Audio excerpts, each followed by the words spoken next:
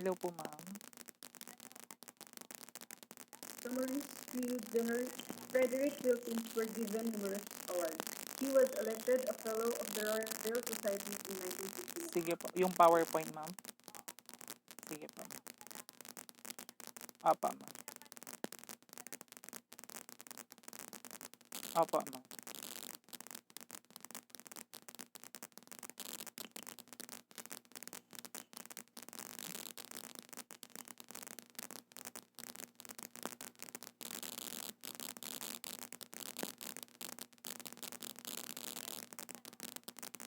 Sige po, ma'am. Opo, ma'am. Sige po. Maurice Wilkins was elected as a Fellow of the Royal Society in 19. Sige po. Next slide. Pati yung group 2, ma'am.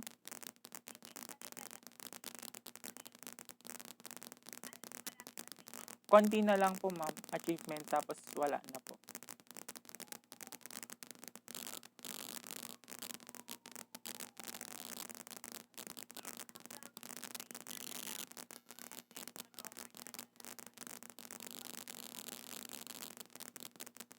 Sige po, ma'am.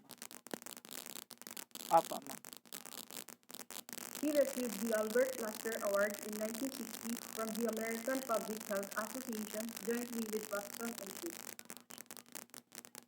For they made major Opo. contributions to medical Thank you po. science Opo. and performed public service on behalf of medicine. They are administered by the Lasker Award Foundation, founded by Albert Lasker and his wife Mary Woodard Lasker, a medical research activist. The awards are sometimes referred to as America's Nobel. Lasker Awards, which these three men shared in 1960, put Maurice's name first and accurately refers to the painstaking X-ray diffraction studies of Wilkins that provide a most important clue that was pursued in an ingenious fashion and to a logical conclusion by Crick and Watson. Maurice's diffraction studies of DNA were not only the alpha but also the omega of the double helix because it was left to him to remedy a major flaw in the original 1953 Watson and Crick conjecture. Next. He received the Companion of the British Empire Award in 1962. Next slide.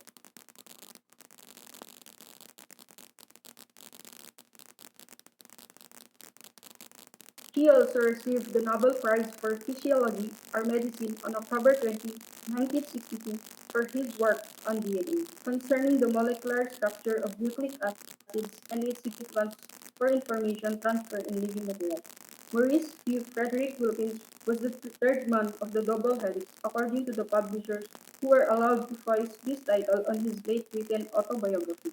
Certainly, his role in the discovery of the duplex secondary structure of DNA that he will be remembered.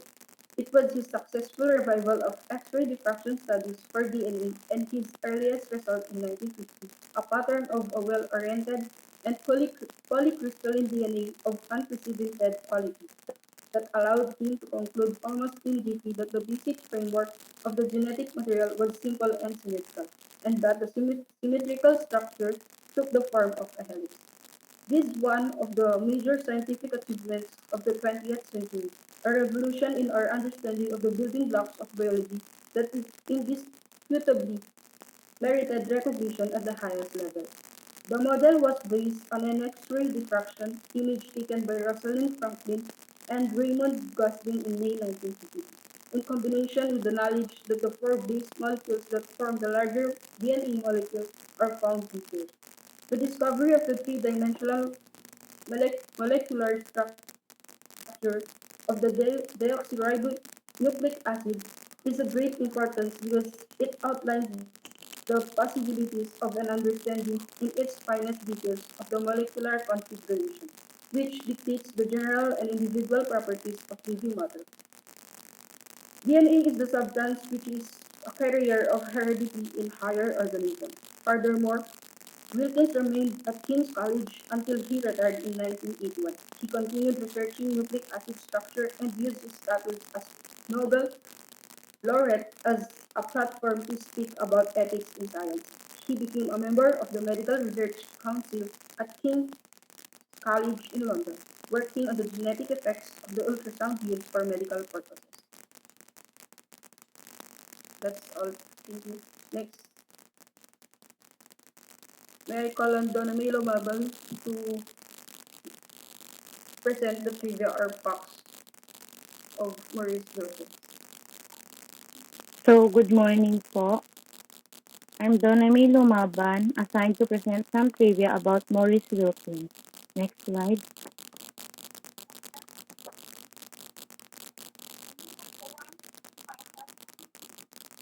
So, Maurice Wilkins was committed to ethical practices and humanistic approach in all his research work. He loved gardening and collected many works of art and sculpture. Next. Until he reached age 12, Maurice attended Wild Green College. Next. Maurice Wilkins loved reading the weekly comic Modern Boy, learning with great excitement about racing cars that moved at 200 miles per hour and the men who drove them, airships, futuristic cities, and the possibility of space travel. His father built a workshop in the backyard, and Maurice began spending most of his spare time there. He discovered he was quite talented at making things and built model cars and airplanes from metal and wood. Next slide. Maurice won a scholarship to King Edward's School, a private school in Birmingham, and started there in January 1929 at age of 12. Next. In 1935, age of 18, he won a scholarship and enrolled at the University of Cambridge St. John's College. Next. Wilkins' studies had deteriorated for two reasons. First, he suffered from depression. War between the UK and Nazi Germany had started to seem inevitable. Wilkins spent too much of his time on Communist Party or anti-war activities.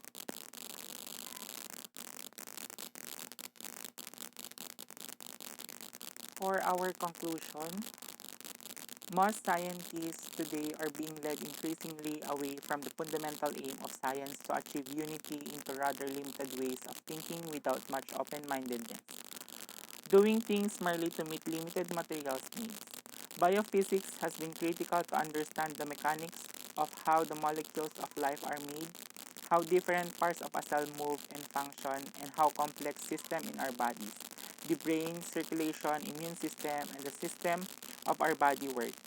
As we end our report, I will give one of the famous quotes of Maurice Wilkins, and we quote, "The general rule is if you're not prepared to make a mistake, you're not going to make much progress." Thank you and God bless.